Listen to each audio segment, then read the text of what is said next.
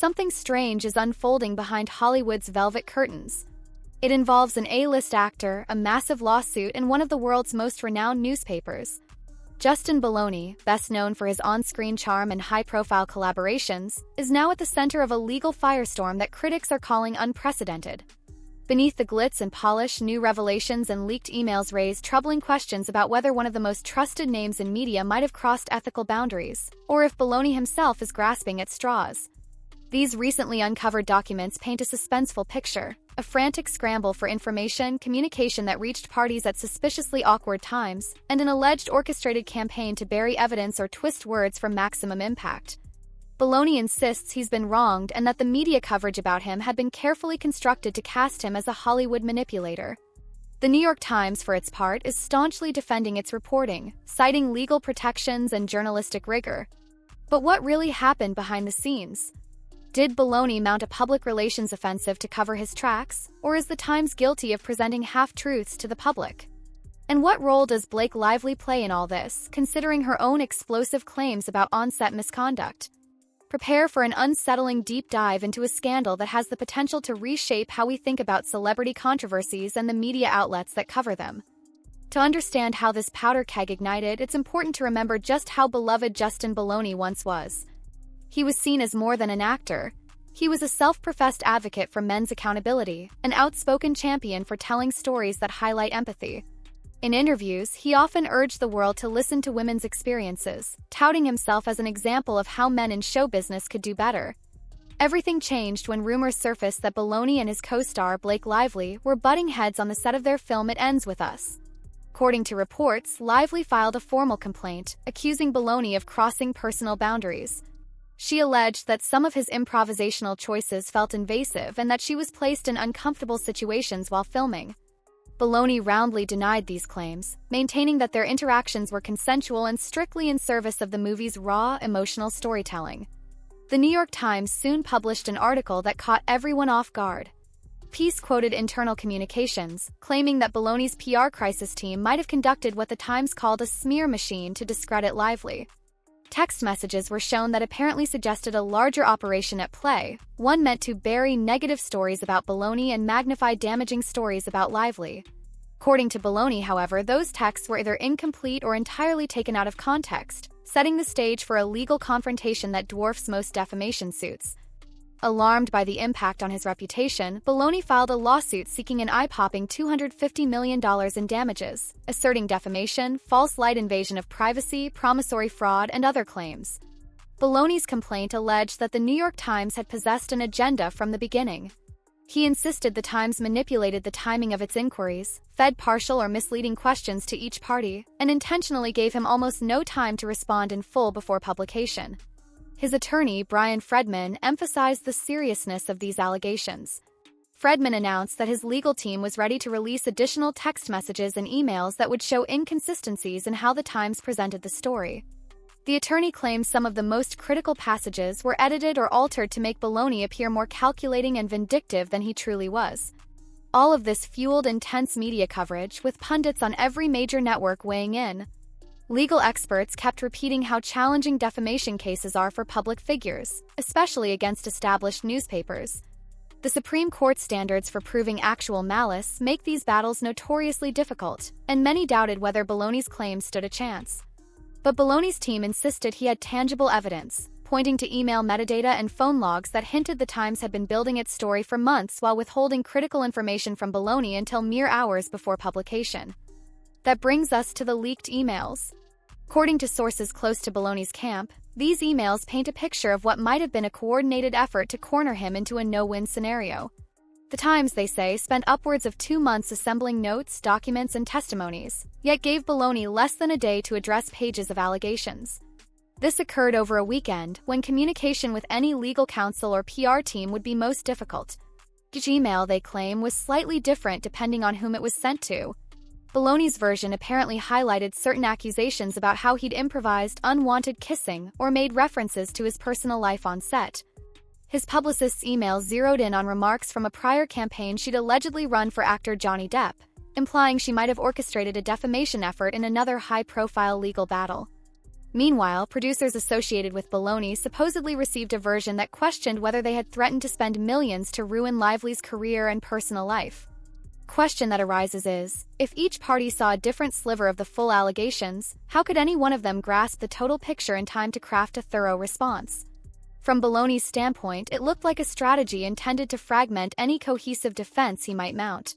Critics, on the other hand, argue that newsrooms often customize queries for different sources to get the most relevant comments. Another blow landed when Baldoni discovered that certain text message threads published in the Times article might have been incomplete.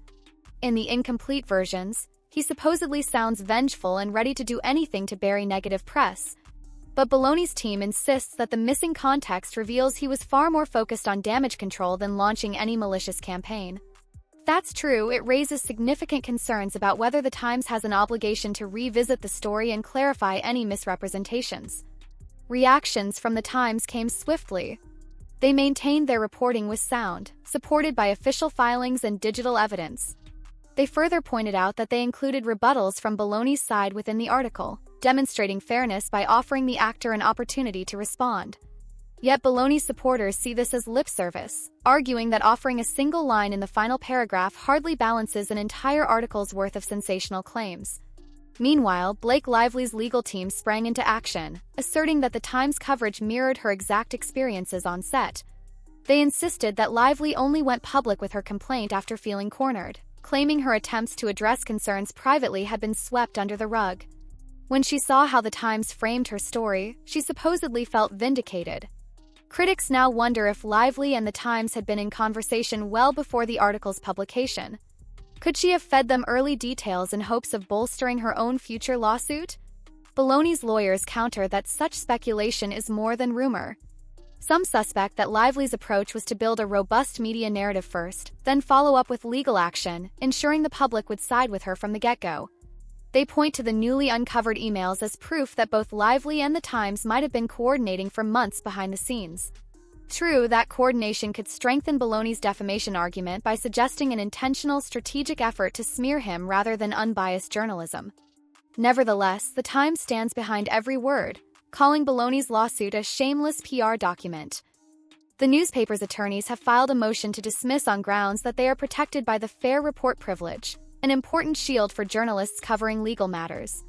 How that defense will hold up in court remains to be seen, especially if Baldoni can demonstrate that certain text messages were altered or that key context was deliberately omitted. Public opinion is sharply divided. One segment sees Baldoni as exactly the person the Times describes, a man who preaches decency in public but privately manipulates the narrative to shield himself from accusations. To these observers, the leaked text messages are icing on the cake, proof that he used PR professionals to steer coverage away from uncomfortable truths about his set behavior. Another segment believes Baldoni is the victim of a massive smear operation orchestrated by Lively's camp, with the Times acting as an eager partner.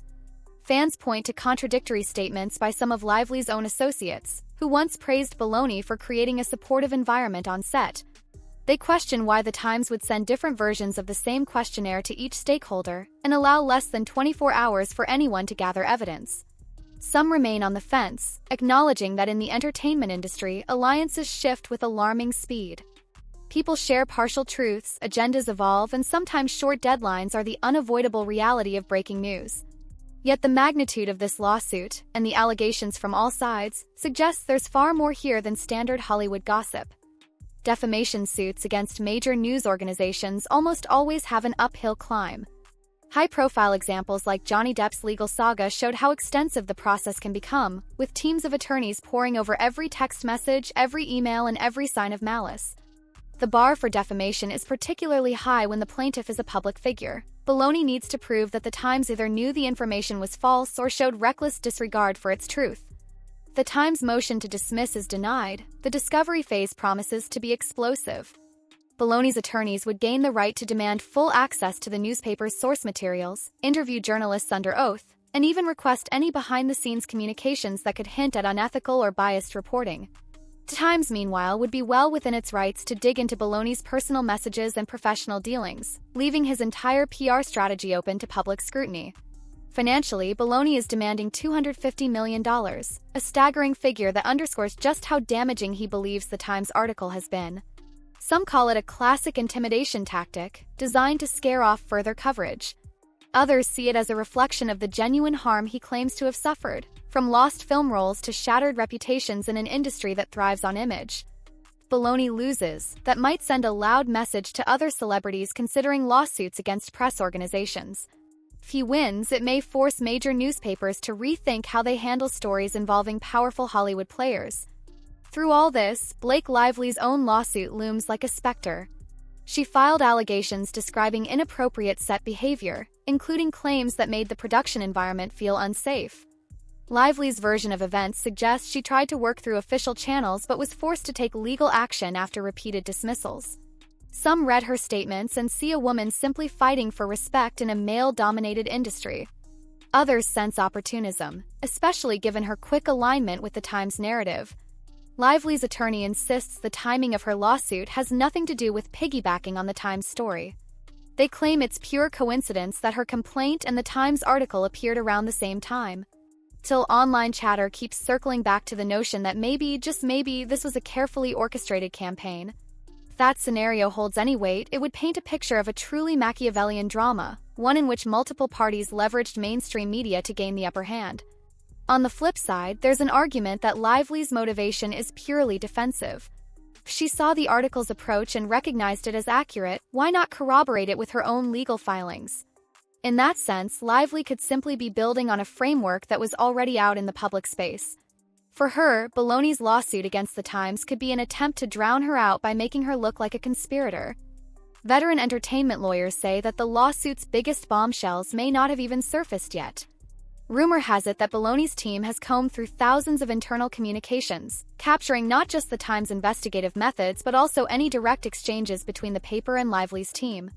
If they produce evidence of early coordination, it could undercut the Times' claim of journalistic independence.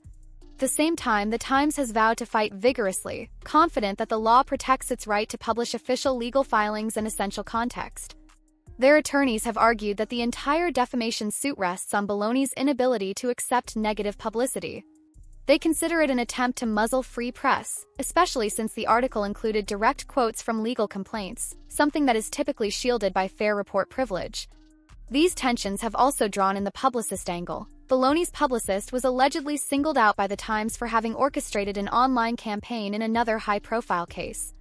Those allegations, if proven, might damage Baldoni's credibility even further, implying that his brand of damage control can veer into questionable territory. Some watchers of the case compare the entire debacle to a chess match where each side is waiting for the perfect moment to unleash their most powerful move. For Baldoni, the next wave of text messages or email threads might strengthen his claims if they show direct manipulation or coordination. For the Times, the right piece of evidence could destroy Baldoni's credibility, proving they offered him a fair chance at comment and published accurate quotes. Hollywood is no stranger to scandal, but rarely do we witness such a direct clash between a big-name actor's personal crusade and a respected institution like the New York Times. If anything, it highlights how new forms of communication, mass email blasts, text chains, social media campaigns, can be dissected in a court of law. What was once a behind-the-scenes scramble becomes a public exhibit. Meanwhile, fans and onlookers keep waiting to see if other A-listers weigh in. Will more co-stars come forward to defend Baldoni's on-set conduct, or will additional voices echo Lively's claims of boundary crossing? Every day, new speculation crops up, but verifiable evidence remains under legal lock and key. When people hear about a Hollywood defamation lawsuit involving big personalities, they often compare it to the sensational trials involving Johnny Depp or even the fiasco around some major celebrities facing misconduct allegations. But those had different fact patterns, different roles for the media, and different thresholds of proof. What sets Baldoni's lawsuit apart is the magnitude of his accusations.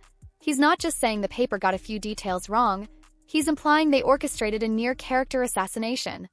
This elevates the stakes considerably. A half-hearted or routine approach to litigation won't cut it here. Baldoni's team has threatened to put everything on display, from undisclosed text messages to raw video footage from the set, which might contradict certain claims. If they follow through, we could be on the brink of a legal drama that surpasses anything Hollywood has scripted in years. Times, though, rarely loses defamation cases. Over decades, the organization has honed a formidable legal strategy. They're used to pushback from powerful figures who don't like how they're depicted. To secure any victory, Baldoni must show not just that the Times got details wrong, but that it did so with reckless disregard. That's a steep hill, even for a determined actor with deep pockets. Regardless of the eventual outcome, the Justin Baldoni versus New York Times saga is already redefining the relationship between major media outlets and Hollywood's power players. If the Times is vindicated, it may reinforce the notion that respected journalism still stands firm against celebrity lawsuits. If Baldoni prevails, it could send shockwaves through newsrooms, prompting them to alter the speed and manner in which they handle investigative pieces on high-profile subjects. In the meantime, everyone is left guessing. Were the newly uncovered emails a smoking gun that proves unethical conduct, or simply a reflection of how tricky weekend deadlines can be in a fast-paced news cycle? Is Baldoni a hypocrite who preached about compassion while secretly scheming to undermine a co-star, or is he a man wrongly portrayed in a sensational exposé? Whichever side you believe, it's clear that more secrets may be revealed as the discovery process unfolds. For now, the story remains an ongoing drama, twisting and turning with every new court filing. Maybe the final verdict will transform how Hollywood handles controversies, or perhaps it'll fade as just another bumpy headline in the celebrity-laden tabloids. Until the gavel pounds in the last hearing, all we can do is keep watching this astonishing collision between a top-tier actor, an iconic newspaper, and a star co-star who's not backing down.